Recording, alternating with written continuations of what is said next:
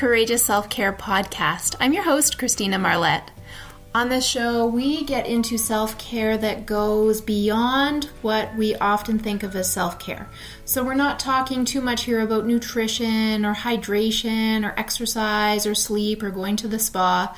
Those things are all wonderfully important. And if those are the only things that you focus on, I'm afraid you are going to be disappointed in your self-care. I know from personal experience that when I tried to get more energy by focusing on those things, it wasn't what I was looking for. It wasn't until I learned that self-care doesn't just happen on the outside, it happens on the inside, that I started to get this overflow of energy that I was seeking.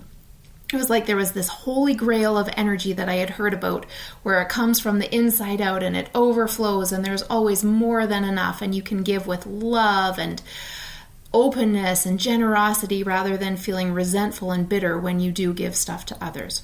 So the stuff on the inside, the self-care that happens on the inside, is what I love to delve into because I found it to be truly transformational. It's not like you go and do something and then it gets undone and you have to go do it again. It is permanent. Self-care can be broken down into 12 different skill sets. Well, courageous self-care, that is. I've determined over the last few years of really researching and going within and learning as much as I can that there are 12 foundational skill sets of courageous self-care. Over the last year, I've been going through the various skill sets, and what we are starting today for this month is the foundational skill set of learning how to access and trust your intuition. In other words, how to turn on the light upstairs. If you were hoping for a show about electricity or lighting, this is not it. You can stop now. But if you were hoping to learn more about finding and lighting and keeping that light upstairs glowing, that's why I'm referring to intuition, then you are in the right place. So here is what I want to say. Well, we're going to break this up into 3 different parts. So the first part is that intuition is a skill.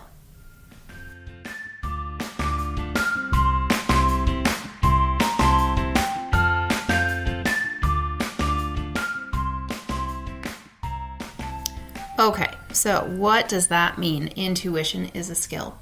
I'll give you some of my own personal background. I didn't know about intuition. I hadn't heard that word. I had heard that people could be psychic, and I definitely knew I wasn't that. I didn't have the gift of seeing or hearing or feeling things. And so when this idea was presented to me about intuition, I just thought, well, I don't think I have that. What I've learned since is that intuition is actually a skill. Everyone is born with intuition because we are born connected to the divine. We're born connected to spirit. We're born connected to infinite intelligence. As we get older, that is often discouraged, or in the past it has been, or it's been shut down, or at least it hasn't been nurtured and cultivated. I think one of the first times I actually heard about intuition was when I was pregnant with my second child and I was seeing midwives, and one of them said, you know, your first child is very intuitive. They know things that you might not know, like they might know the gender of the baby in your belly, or they might know the baby's name or the birth date. And I just loved this idea. And the midwife said, usually kids under the age of 5 before they go to school are very intuitive, and then it often gets diminished or completely shut off once they start going to school. So I went home and asked my daughter all these questions, and she in fact was very intuitive. And I think that's the first, here's the whole story. She said that the baby was going to be born on Father's Day. And I thought, well, isn't that sweet? Because she was born on Mother's Day, and I thought this little 2.5-year-old wanted her sibling to be born, have a special day too. But that wasn't it. It was that she actually knew. So my son was born on Father's Day, and she also told us that our baby wanted to be named Tree. And I said, no. But we did look into different tree names. And so that's where my son's name Oakley came from. And he does have an incredible affinity for trees. So there you go. That is one of my first introductions to intuition. I loved that idea. I could see that my daughter was intuitive. I could see that as my son started getting older, he was intuitive. But I didn't really connect it to myself until I started going into the world of personal development, where my spirituality was completely opened up. It was totally shut down prior to that.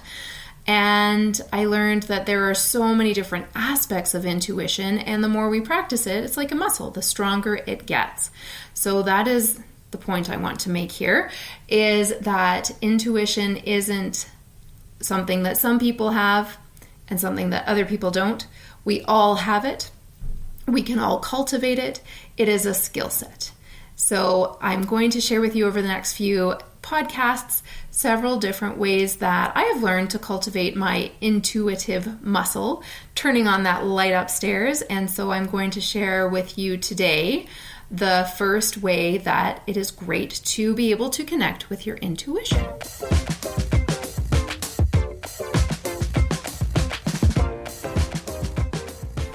Our intuition is our guidance system. It's coming from the intelligence that is so much greater than us. It's coming from the energy that is connected to all energy throughout the universe. And that sounds like a really big idea. How can we personalize it and make it so that we, as the human beings that we are, can access this thing called intuition and then learn to trust it? That's a whole separate thing. Now, the first way that I want to share with you to access your intuition, learn how to flex that muscle and get it stronger and stronger is, or I guess another way of saying that is to strengthen it, is through writing. I'm going to share with you 3 different ways that you can write to learn to connect with your intuition. The first way that I learned at one of my many personal development courses was writing with your non-dominant hand. The reason that we were told that it works well is because you completely get out of your habit of regular writing, because you have to communicate with your non-dominant hand on how to make the words. And for some reason, it works. So rather than writing with your dominant hand to connect with your intuition, if you try writing with your non-dominant hand and see what comes through, you will be amazed. So that's one way. I encourage you to give it a try. And how do you start off? Well, you take your pen in your non-dominant hand and you start writing, I would like to connect with my intuition. What do you want to tell me? And then just see what comes out. If nothing comes out, or if it seems like it's your own thoughts, keep on writing, what do you have to tell me? What do you have to tell me? And all of a sudden, an idea will pop into your mind, and then you will write it out. Also, when you are writing with your non-dominant hand, it brings you back into the state of being more childlike. And as I mentioned in the introduction, children are very intuitive, naturally, just like we all are, but they haven't piled up layers of disbelief on top of it. So when you are writing with your non-dominant hand, it's bringing you back into that childlike state where it is easier to connect with spirit, with God, with the divine, with energy, with whatever word you prefer to use. So that is suggestion number 1. Next suggestion.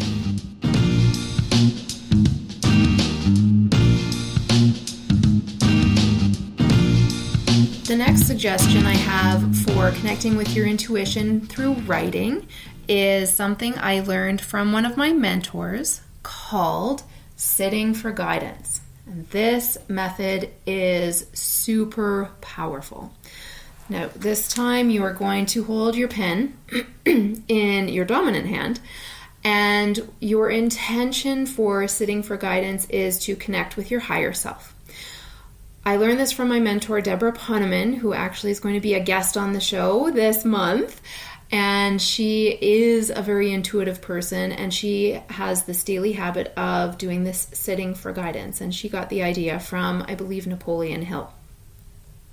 Sitting for guidance means getting out a journal or your pen and paper and sitting down with the intention of connecting with spirit. So at the top, you can write something like, "Hello, Spirit. What would you have me know today?" Or you can ask yourself several questions. Who would it be good for me to connect with today? Is there anywhere that would be useful for me to go? What is the most important thing that I should do today? And then you simply write in a stream of conscious writing, and you don't filter it. You don't even need punctuation. You don't need to follow the rules of writing. You are just getting into the state where your pen is literally connected with infinite intelligence, and away you go. Sometimes it will just feel like you're writing out a to-do list. That is my experience.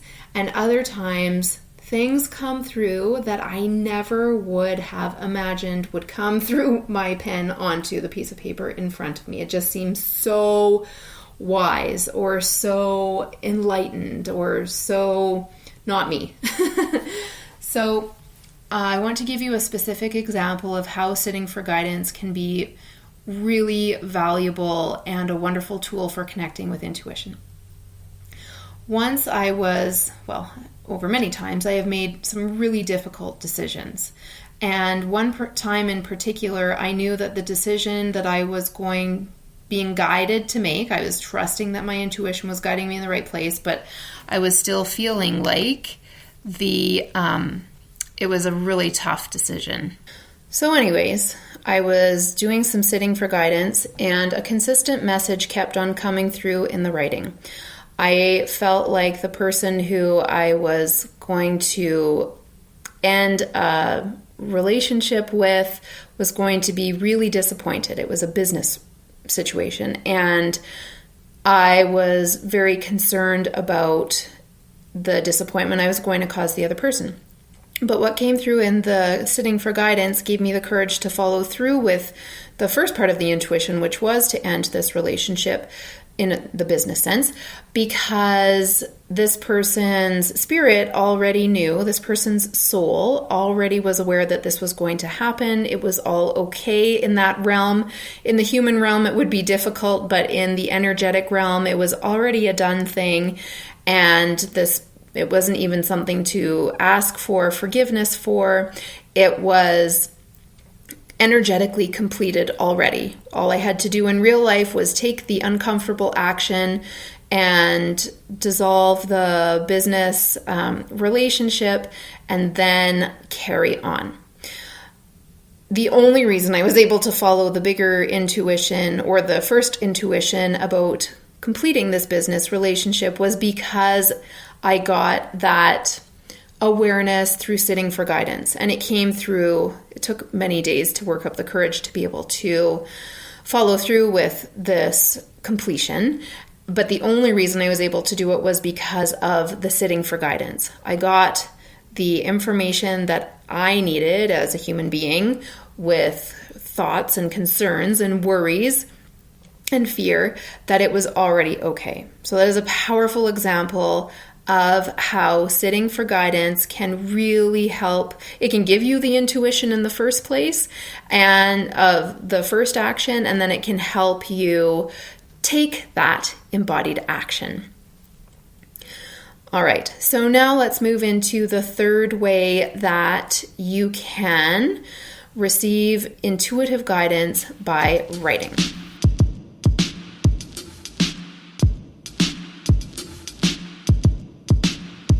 Several years ago, I read a book called The Artist's Way. It was an amazing book. And the reason I read it was because I had a coach at the time who had told me about this specific practice that comes from the Artist's Way. That's another way of connecting with your intuition through writing. So this practice is encouraging you to create space so that intuition can actually come in and get to you. Often our minds are so cluttered, we're so emotionally cluttered, we have so much going on mentally that our intuition can't even connect with us because there's just too much static on the radio. So this practice is called morning pages. Comes from the book called The Artist's Way. Pretty sure it's by Julia Cameron. Morning pages is where you get your pen and paper. Are you noticing a theme? Pen and paper here. And you write down whatever comes to mind, especially stuff that feels like it's bubbling up or that is tumultuous or turmoil or anger. And you just write and write and write until you feel like you've gotten out enough for that day. So it might be anywhere from 5 to 15 minutes. The first time I remember writing morning pages, it literally felt like this giant weight was lifted off my shoulders. I'm sure my posture improved after that first session because I had been carrying around so much energetic tension and anger that I didn't ever feel like I could express out loud. When I was able to get it out through the morning pages, like it is unfiltered. You can say whatever you want to whoever you want, and then when you're done, you recycle it or you burn it. So when you're finished with it, you're completely finished with it. You let it go, and I'm telling you, it is such an energetic release. I wrote morning pages every day for at least a good year because it was so powerful. And I'm sure that had a lot to do with creating space for my intuition to then for me to be able to hear my intuition or feel my intuition or get the visions that is one way of accessing your intuition. The morning pages helped me let go of so much stuff that I was holding on to. So I pretty much gave you the explanation on how to do it. You get your pen and paper, and in the morning, preferably before you do too much else, you just write for 5 to 10 minutes. You could put on a timer, or you can just write until you feel like you've exhausted that train of thought. And it's a great way to stimulate healing if you have issues going on with different people, if you have issues going on with your body, if you have issues going on with spirit or God. You can get it all out in these morning pages without any negative repercussions. All it does is creates space within you. And then you are much better able to turn on that light upstairs and connect with your intuition.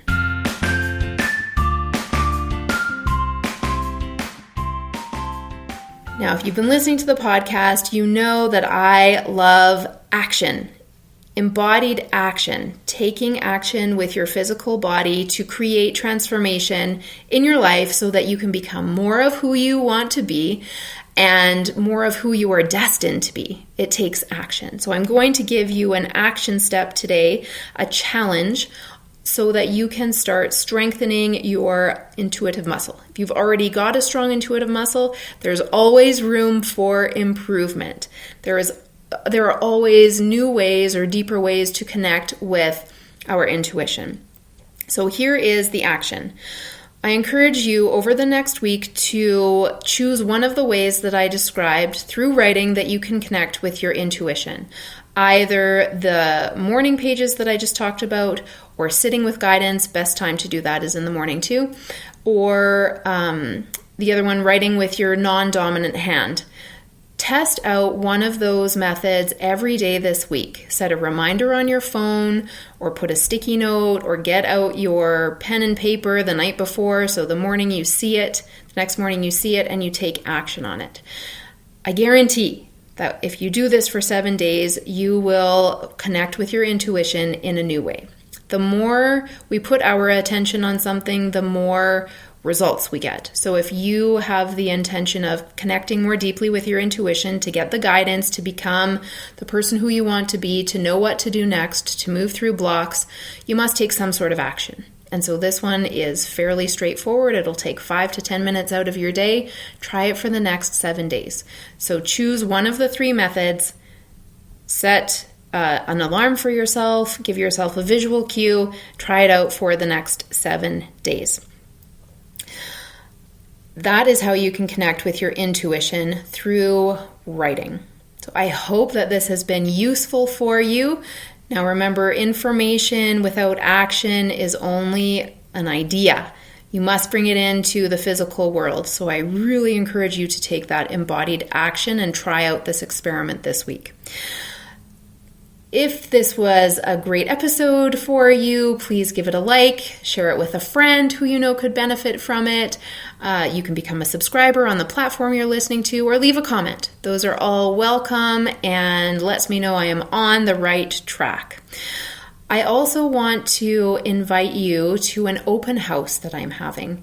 So every month I do a live 90-minute call with people who are in my monthly self-care tune-up.